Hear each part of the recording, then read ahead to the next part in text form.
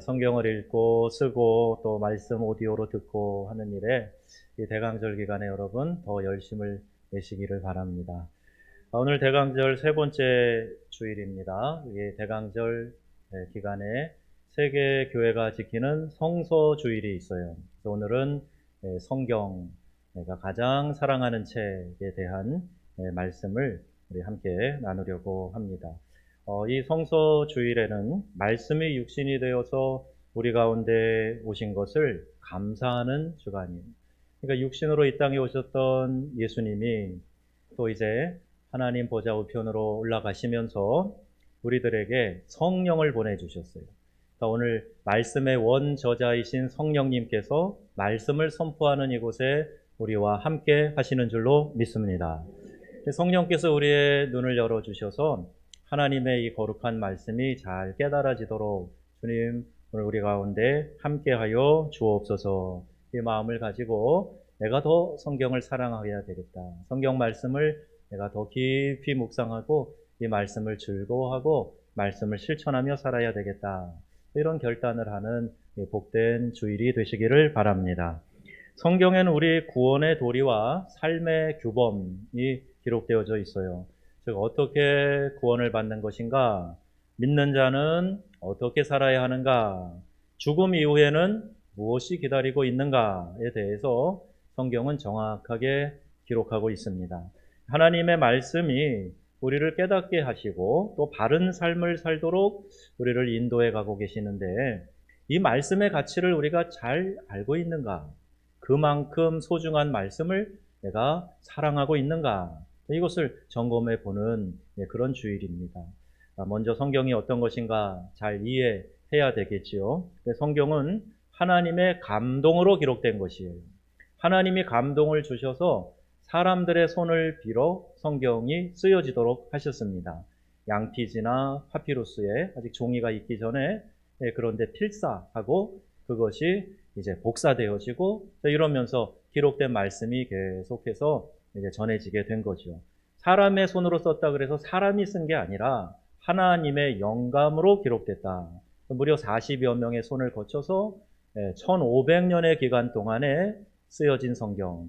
거기 왕도 있고 제사장도 있고 농업을 하는 사람도 있고 상업인도 있고 또 군인도 있고 여러 다양한 사람들이 성경을 오랜 기간에 쓴 것을 이제 모아서 정경화 작업을 거쳐서 오늘 우리가 성경을 손에 들고 있는 겁니다. 우리 개신교의 성경은 총 몇 권이죠? 66권입니다. 구약 39, 신약 27, 39, 27 이렇게 외우시고 합쳐서 66권의 성경이 오늘 우리 개신교회에 있어요. 그 성경 첫 장을 딱 열면 창세기 1장 1절에 시작되는 단어가 태초에 하나님이 천지를 창조하시니라. 이런 선언으로부터 시작이 됩니다. 성경 맨 마지막에 가면 계시록 22장 20절 21절에 아멘 주 예수여 어서 오시옵소서. 주 예수의 은혜가 모든 자들에게 있을지어다. 아멘. 이렇게 되어 있어요. 그러니까 태초에 하나님의 창조 선언으로 시작된 성경은 마라나타 주 예수여 어서 오시옵소서. 아멘. 이렇게 기록이 되어 있는 거죠. 우리가 성경을 이해할 때 성경에는 모든 세상의 지식이 기록되어 있는 정보서가 아닙니다. 백과사전이 아니에요. 오늘날에는 이 정보를 쉽게 인터넷을 통해서 찾지요. 성경에 그 모든 내용이 다 기록되어 있지 않습니다. 만약 그게 다 기록되어 있다면 이 땅에 그 책을 둘 곳이 없을 거다. 요한복음 21장에 기록되어져 있어요. 그럼 성경은 뭐냐? 우리의 구원의 도리에 대해서 정확하게 그 길을 제시해주고 있는 책. 그게 하나님의 기록된 말씀이에요. 즉 나에게 왜 구원이 필요한가? 죄란 무엇인가? 죄 문제에 대한 정확한 이해와 해결이 없이는 구원받을 수 없는 겁니다. 하나님은 누구신가? 교회는 뭐 하는 곳인가? 예수 믿는 사람의 삶은 어때야 하는가? 여기에 대해서 구원의 도리와 구원받은 자의 삶에 대해서 정확하게 기록하고 계세요. 성경에 나와 있는 모든 역사와 사건 그리고 교훈은 인류의 구원자 되시는 예수님이 주인공입니다. 오신 예수님에 대해서 기록된 것이 신약 성경이고 앞으로 이런 메시아가 올 것이다에 대한 기록이 구약 성경이에요. 예수님이 주인공이에요. 예수님이 이 땅에서 행하신 일도 물론 낱낱이 다 기록된 것은 아니지만 우리의 구원에 대한 것들만 기록되어 있어요. 왜냐하면 이건 일반 전기문이 아니에요. 전기문이 막 이렇게 두껍게 어느 한 인물에 대해서 책을 쓰지 않아요. 예수님에 대해서도 다 기록된 게 아니라 구원받는 도리에 꼭 필요한 그분의 말씀, 그분의 행적, 이사와 기적 이런 것들이 기록되어져 있는 겁니다. 이 성경은 우리와 무슨 관계가 있는가? 어떤 유익이 주어져 있는가? 디모데후서 3장 16, 17절 거기에 기록되어져 있지요. 이 성경은 하나님의 감동으로 된 것으로 교훈과 책망과 바르게 함과 의로 교육하기에 유익하니 그랬어요. 성경은 이런 유익이 있다. 이는 하나님의 사람으로 온전케 하며 모든 선한 일을 행할 수 있는 능력을 갖추게 하려 함이라. 이렇게 말씀합니다. 그러니까 여러분 성경은요. 우리를 잘 인도해주는 지침서, 안내서와 같은 거예요. 어디로 이끌어 가느냐? 그리스도 예수를 더 잘 알고 하나님에 대한 이해를 더 깊이 하고 그래서 모든 선한 일에 온전한 사람이 되도록 성경이 우리에게 주어졌다는 겁니다. 이 성경은 여러 사람에 의해서 여러 다양한 문학적 표현으로 기록되어져 있기 때문에 그럼 말씀을 제대로 이해하려면요. 역사적인 배경, 문학적인 특징, 각 책의 주제나 그 책 혹은 서신서, 편지를 받는 수신자가 누구인지 이것에 대한 이해가 통전적으로 있어야 돼요. 정규 신학대학을 들어가면 해석학 같은 걸 배워요. 말씀을 어떻게 분석하고 연구하는가에 대한 전문적인 지식을 배우는 겁니다. 그냥 성경을 읽으면서 마음에 감동 오는 대로 풀어가는 게 아니고 이것을 지금 말씀드린 이런 총체적인 방법으로 문학 비평도 하고 역사 비평도 하고 본문 비평도 하고 그러면서 말씀을 치우치지 않도록 바르게 깨닫도록 성경 원어를 배우고 이렇게 공부하는 게 신학의 과정이에요. 그런데 이단들이 같은 성경을 가지고도 잘못된 교리를 만들어내죠. 우리 성경에 기록된 말씀 찝으면서 여기 이렇게 기록되지 않았느냐 그리고 이야기를 풀어가는데 영 엉뚱한 소리를 합니다. 사람들을 미혹시키는 것은 말씀을 해석하는 데 생기는 오류 때문에 사람을 미혹시키게 되는 거예요. 지나친 비유적인 해석을 합니다. 이건 이런 비유야. 그래가지고 선한 사마리아 사람, 강도 만난 사람에 대한 이야기도 완전히 비유적으로 해석을 하는 거예요. 이걸 allegorical interpretation이라고 그러는데 다 비유로 이렇게 이야기를 해요. 안 맞습니다. 또 어느 문장만 딱 떼가지고 문자적으로 이해를 하려고 하는 거예요. 또 계시를 받았다 그러면서 반대로 신비적으로 내가 기도하다가 이 말씀을 이렇게 깨달았다. 신비적으로 해석하는 것도 이단에 빠지는 지름길이에요. 또 이해하기 어려운 말씀이나 예언을 억지로 풀지 말라 그랬는데 그 억지로 풀려고 하는 것도 결국 잘못된 신앙 형태를 만들어내는 것입니다. 여러분 성경의 구성과 특징을 잘 이해해야 돼요. 오늘 이 119편 시편 하나만 보더라도 여기 문학적인 아주 멋진 그런 특성이 담겨져 있어요. 어떻게 되냐? 시편이 모두 150편인데 이 119편이 그중 가장 긴 시편이죠. 모두 176절로 되어 있습니다. 최고의 정성으로 아름답게 지어진 시라는 말이죠.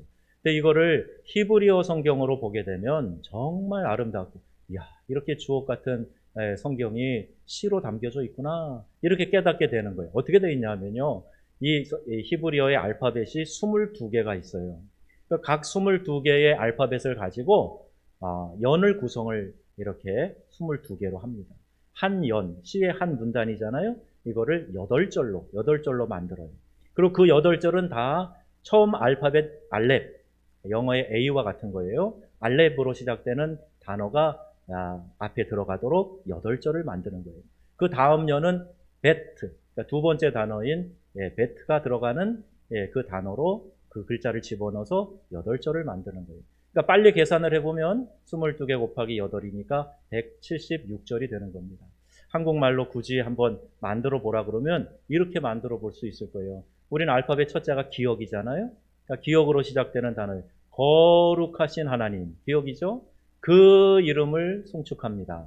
기억이죠? 기쁨으로 충만케 하옵소서. 이거 기억으로 시작되는 거잖아요. 이런 식으로 첫 연을 구성하고 두 번째 베트로 시작되는 것처럼 니은으로 한다 그러면 나는 여호와를 찬양하며 내 입술의 열매를 주께 드리나이다. 이런 식으로 한다는 거예요. 만들어낸 말이지만 이런 식으로 멋지게 히브리어로 구성된 문학적인 특징을 가지고 있어요. 그걸 알고 성경을 보면 더 마음에 와닿고, 야, 성경이 정말 아름답다. 하나님이 아니면 누가 이렇게 멋진 조화를 이루고 성경이 1500년 동안 쓰였는데도 이렇게 하나의 흐름으로 통일이 되어 있을까? 이거에 감동을 하게 되는 거예요. 우리가 말씀을 잘 이해하려면 그래서 이 말씀을 깊이 묵상하고 연구하고 또 읽고 암송하는 그런 노력이 우리 가운데 있어야 됩니다. 이게 잘 조화를 이루어야 돼요. 성경을 펴서 말씀을 공부하는 그런 노력이 있어야 돼요. 우리 1:1 양육을 받으신 분들은 이 그림 다 보셨을 거예요. 성경을 붙잡고 있는 손이죠. 암송하고 공부하고 읽고 또 듣고 또 묵상하고 성경을 꽉 잡고 있는 손의 모습이에요. 여러분이 성서 주일에 내가 성경 말씀의 그 깊이와 넓이를 더 많이 깨달아야 되겠다 하는 마음으로 말씀을 더 사모하시는 명성의 가족들 다 되시기를 주님의 이름으로 축원합니다. 말씀을 어떻게 더 사랑할까? 아마 우리 애를 키우시는 부모님들은요, 우리 자녀들이 똑똑하게 공부 잘해서 이 사회의 일원으로 잘 쓰임 받으면 좋겠다 그런 생각들을 하실 거예요. 근데 이제 몇 해 전에 노벨상을 한 해에 8명 줬는데 6명이 유대인이어서 사람들이 깜짝 놀랐어요.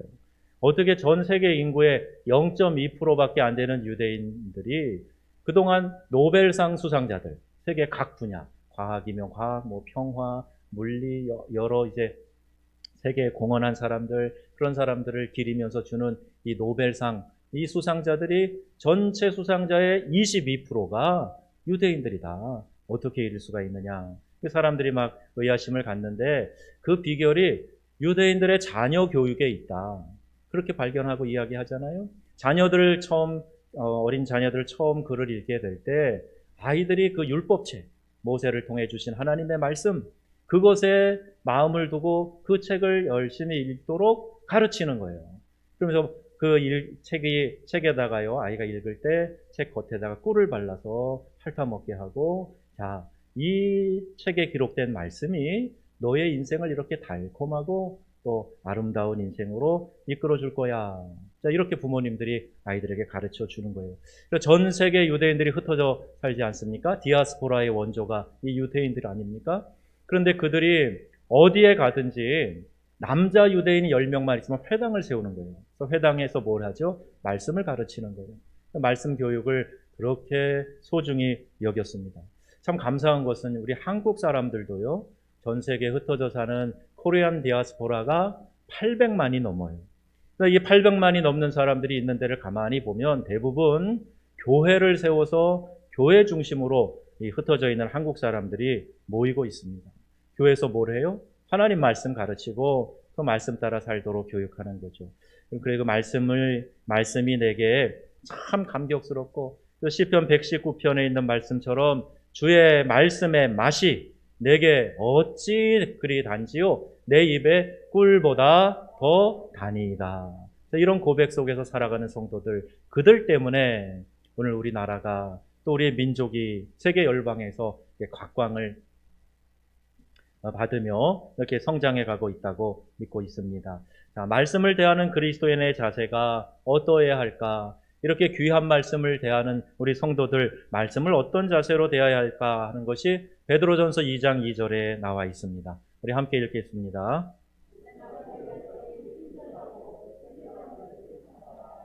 이는 그로 말미암아 너희로 구원에 이르도록 자라게 하려 함이라. 아멘. 젖 먹는 아이가 엄마의 젖을 막 찾아요. 그리고 젖을 물면은 막 허겁지겁 젖을 빨아요. 배고픈 아이가. 여러분, 그것처럼 신령한 젖이 뭘까요? 하나님의 말씀이죠. 그 말씀을 아이가 엄마 젖을 찾듯이 그렇게 간절함으로 사모해라. 이렇게 말씀하고 있는 겁니다. 여러분, 성경을 읽으면서 그 말씀이 내게 흡수되고 그 말씀이 나를 지배하는 그런 경험을 해보셨습니까? 먹는 것 참 중요해요. 먹는 것이 에너지가 됩니다. 그리고 육체가 힘을 얻고 또 맛있게 먹을 때 기쁨이 있어요. 그런데 말씀을 우리의 영혼의 양식이다 이렇게 말하고 있어요. 지치고 허기지고 힘이 없을 때 이 말씀이 내게 양식이 되어 힘을 얻는 그런 경험을 여러분 하고 계시지요? 말씀이 내 안에 들어와서 이게 에너지가 돼가지고 내 영혼이 다시 힘을 얻어갖고 일어나는 거. 영혼이 영의 양식을 먹어야 힘이 생기는 거예요. 영의 양식을 내가 섭취하지 않고 있으면 자꾸 이제 배고픈 사람의 특징은요, 짜증 부리는 거예요. 그러니까 비즈니스를 할 때에도 뭐 금강산도 식후경이라는 말도 다 그런 의미 아닙니까? 비즈니스 할 때도 밥 먹고 포만감 있으면서 그때 얘기해야 부드럽게 협상이 잘 된다. 이런 이야기죠. 그러니까 여러분, 영의 양식이 없으면 내 영혼이 이렇게 핍절할 수밖에 없고 지치고 상할 수밖에 없다. 짜증 부릴 수밖에 없다. 이거 여러분 생각하시면서 늘 영의 양식이 내 안에 가득하기를 축복합니다. 말씀을 사모하라는 거예요. 그 말씀이 내 안에 들어와서 영의 양식이 돼서 내 영혼을 만족하고 배부르게 하는 그런 것을 늘 우리가 그리면서 그 목표로 가야 된다는 거예요. 주의 말씀이 내게 양식이 되며 동시에 말씀은 어둠을 밝히는 빛이다. 이렇게 설명하고 있어요. 105절입니다. 주의 말씀은 내 발의 등이요 내 길의 빛이니이다. 아멘. 빛이 없는 캄캄한 곳 한번 걸어보셨나요?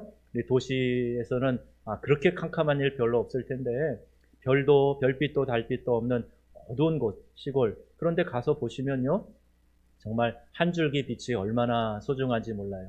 그런데 내가 돌뿌리에 걸려 넘어질 수 있고 구덩이에 빠질 수도 있는데 걸어가는 그 캄캄한 길에 내 발 앞에 등불을 들고 가는 것처럼 주님의 말씀이 내 발의 등이요 내 길의 빛이 됩니다. 이렇게 시편 기자가 노래하고 있는 겁니다. 어두움에 가다가 이렇게 발을 헛딛고 실족하고 구덩이에 빠지고 이런 일이 없어야 되겠죠. 늘 하나님의 말씀을 내가 등불 삼아서 들고 다니면서 주님 내 발걸음을 지켜주세요. 실족하는 일이 없게 하여 주옵소서. 시험에 빠지는 일이 없게 하여 주옵소서. 늘 말씀을 기준으로 경계하면서 살아가라 하는 거죠. 내 영혼의 양식이 되고 내 입에 단 꿀과 같이 달고 내가 실족하지 않도록 가는 길을 비추어 주시는 하나님의 말씀이라면 여러분 사랑해도 지나치지 않은 거예요. 이 사랑의 마음이 여러분 안에 더 많아질 수 있기를 바랍니다. 또 주의 말씀은 우리의 우둔함을 깨우쳐 준다 그랬죠. 130절 말씀입니다. 시작. 주의 말씀을 열면 빛이 비치어 우둔한 사람들을 깨닫게 하나이다. 아멘. 이 빛은 우리에게 깨달음을 준다는 거예요. 지혜를 주셔서 바른 판단력을 갖게 한다는 겁니다. 세상 학교에서 공부를 많이 해도 지혜 없는 사람이 있어요. 학교 문턱도 안 가봤어도 참 지혜로우신 분들, 그런 분들 제가 많이 보았습니다. 이 세상도 지혜를 소중히 여겨요. 17, 18세기 유럽을 휩쓴 사상이 이 지혜에 대한 계몽운동 아닙니까? 계몽운동이라는 말이 그들의 언어로 보면 enlightenment예요. 빛을 비추는 거예요. 브로에 라 루미에라고 되어 있는데 빛을 비추는 걸 말해요. 어디에 빛을 비추냐? 우리의 어두운 무지에 빛을 비춰서 우리의 이성으로 깨닫게 한다는 거예요.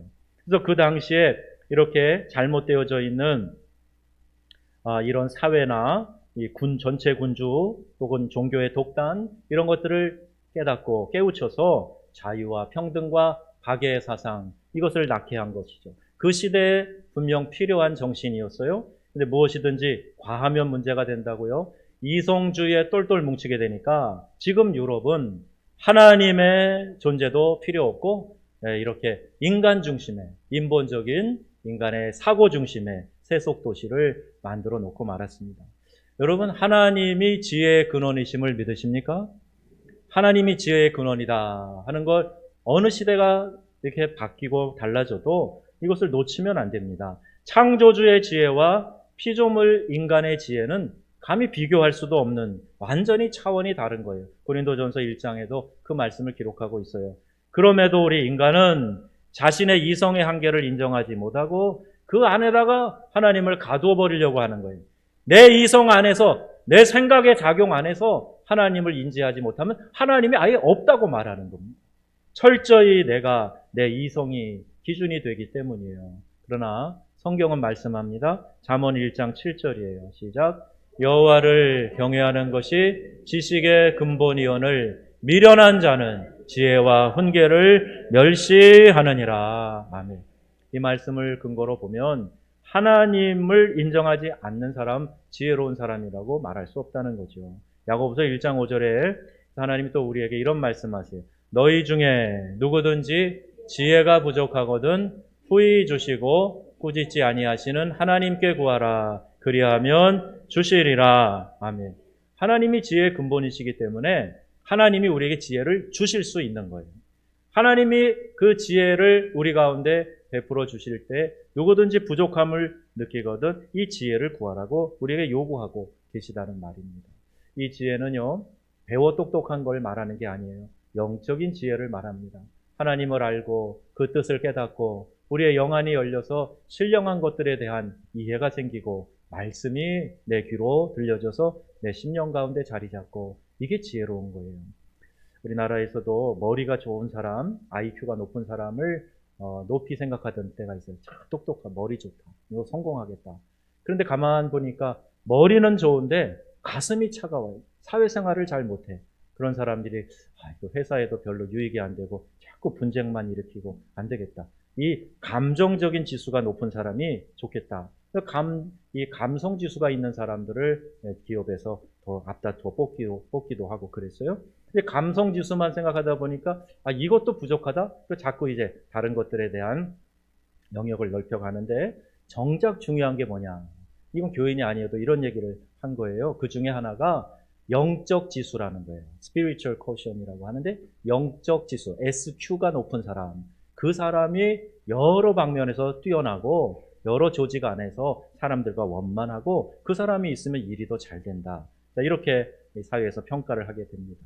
영은 바로 하나님을 알고 느끼는 부분이에요. 사람만이 이 영을 가지고 있어요. 그러니까 영을 내가 가지고 있기 때문에 영성이 높으면 높을수록 하나님에 대한 이해가, 하나님과의 관계가 깊어지게 되는 거예요. 그런 사람이 이 사회에서도 영향력을 끼치고 다른 사람을 이끌어갈 수 있는 진정한 리더가 되는 겁니다. 이 영성이 풍부한 사람이 하나님을 일을 하게 될 때 자원함과 기쁨으로 하게 되고 그럴 때 교회가 건강해지는 거예요. 여러분, 교회에서 리더를 뽑을 때 세상의 지혜, 세상에서 내가 좀 힘이 있고 새도 좀 부리고 세상에서 돈이 좀 많고 좋은 직장 가지고 있고 이게 기준이 되면 안 됩니다. 저분이 정말 영성이 높은 사람인가? 하나님과의 교제와 관계가 깊어서 주변에서 사람들이 그로 인해 편안함을 느끼고 있는가? 사람들이 그로 인해 도전을 받으며 믿음의 열심을 더 내고 있는가? 이걸 생각을 해야 돼요. 여러분 모두가 이 영성지수가 더 높아지시기를 주님의 이름으로 축복합니다. 고린도전서 14장 12절 말씀입니다. 그러므로 너희도 영적인 것을 사모하는 자인즉 교회의 덕을 세우기 위하여 그것이 풍성하기를 구하라. 아멘. 내 영성이 풍성해지도록 하나님 오늘도 말씀으로 먹여 주시옵소서. 하나님 더 경험하게 하여 주시옵소서. 그런데 영성 지수가 막 올라가야 된단 말이에요. 그런 사람이 지도자가 돼야지. 영성 지수가 제로인 사람이 지도자가 되면 큰일 나는 거예요. 여러분, 교회의 덕을 세우기 위해서 영성의 풍성함을 구하라 하는 이 말씀을 기억하시면서 여러분 모두가 다 이 영성의 풍성함을 위해 이 계림절 기간에 말씀을 더욱 사모하시기를 바랍니다. 바울은 우둔함에 빠졌던 갈라디아 교회 사람들에게 어리석음을 깨우쳐주고 있어요. 갈라디아서 3장 1절 말씀입니다. 어리석도다 갈라디아 사람들아 누가 너희를 꾀더냐. 이들의 문제가 뭐였어요? 가만히 들어온 사람들이 복음의 내용을 변질시킵니다. 바울은 갈라디아서 전체를 통해서 이를 강력하게 질책하고 있어요. 1장 6절 7절 말씀입니다. 함께 읽겠습니다. 은혜로 너희를 부르신 이를 이같이 속히 떠나 다른 복음을 따르는 것을 내가 이상하게 여기노라. 다른 복음은 없나니 다만 어떤 사람들이 너희를 교란하여 그리스도의 복음을 변하게 하려 함이라. 아멘. 라디오 전파 교란하는 거 있죠.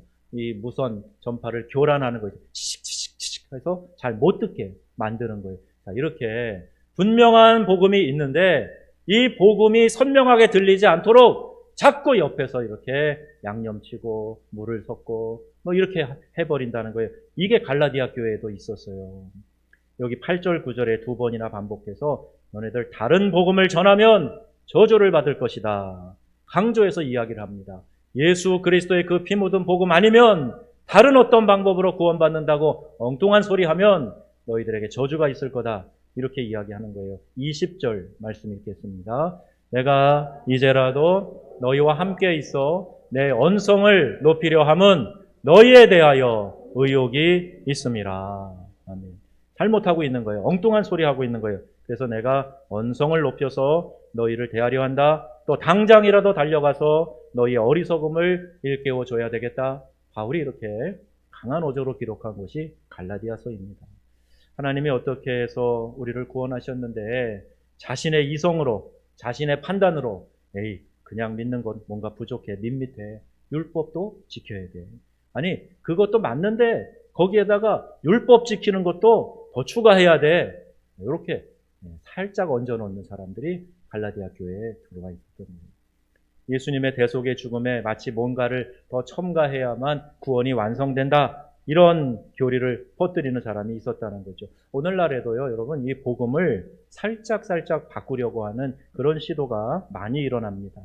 갈라디아 교회처럼 율법을 지켜야 구원받는다라는 사람도 있고, 반대로 에베소 교회와 버가모 교회에는 니골라당이라고 있었는데 반대 주장을 했어요. 즉 성도는 율법에 매일 필요가 없다 그러면서 방종과 심지어 음행까지도 그들은 일삼고 있었어요. 여러분, 우리가 잘 알아야 됩니다. 구원받는 데 있어서 어떤 율법을 지키는 것이 조건이 되지는 않아요.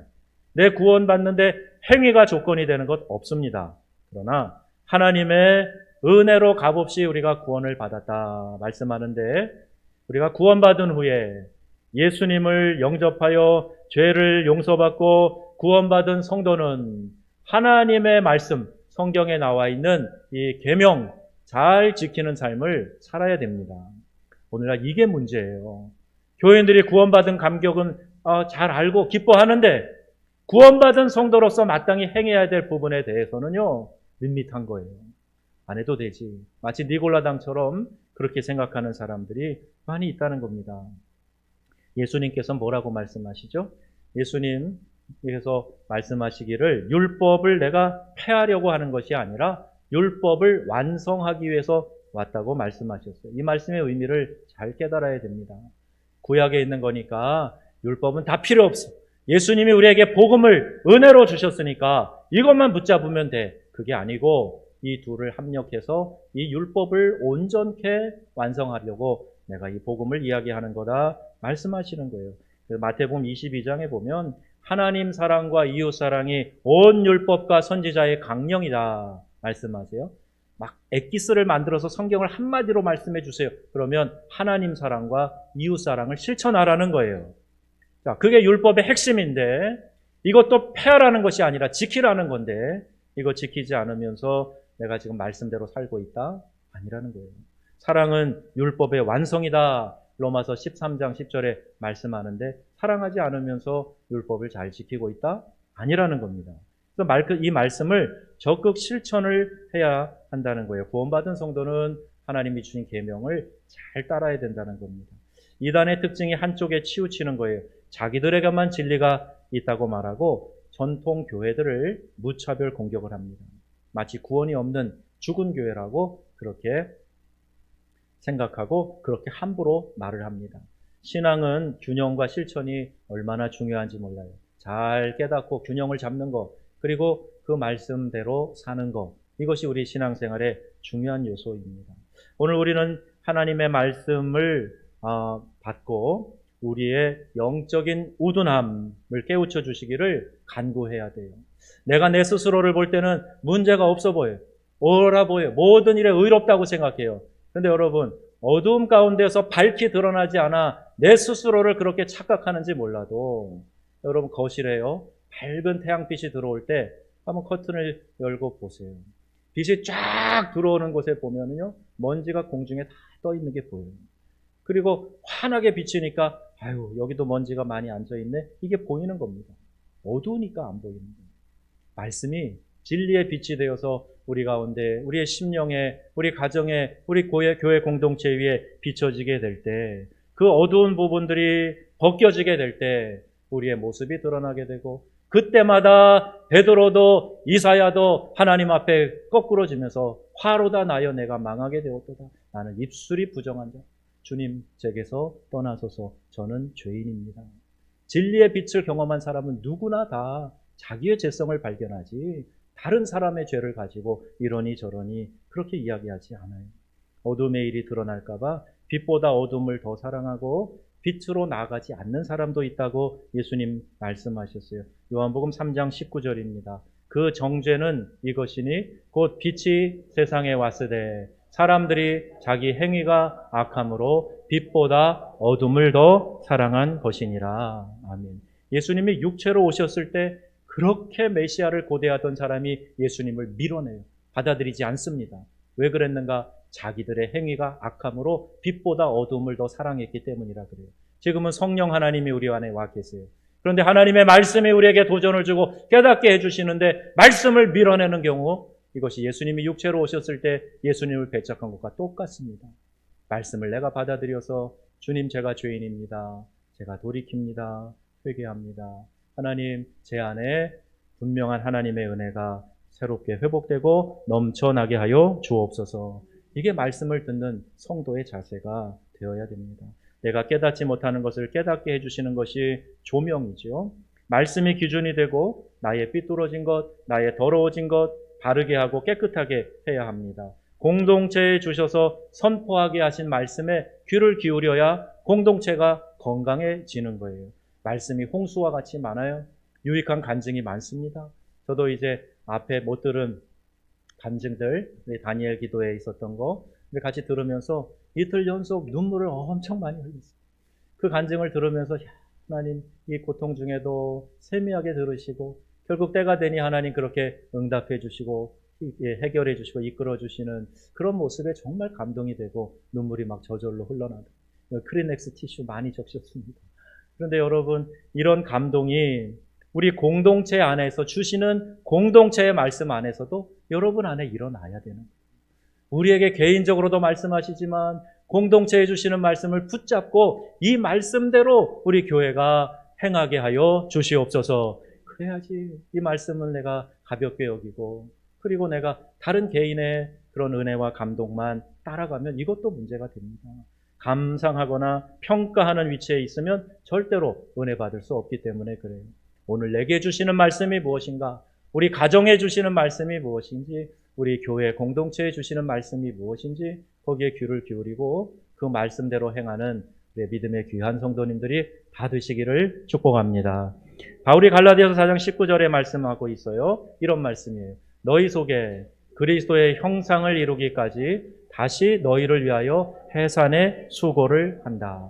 아멘. 아기를 처음 낳을 때 얼마나 그 해산의 고통, 그 수고가 있어요. 그런데 그걸로 끝나는 게 아니에요. 아이를 낳고 그 아이가 저절로 크는 게 아니라 이 아이를 키워서 사람 구실하고 자기 스스로 먹고 있고 살 수 있도록 만들려면 이 아이가 자라는 데까지, 이 아이가 그리스도의 형상으로 영적으로 자라나는 데까지 내가 다시 한번 해산의 수고를 하는 것 같은 노력과 수고로 너희를 키우고 있다는 거예요.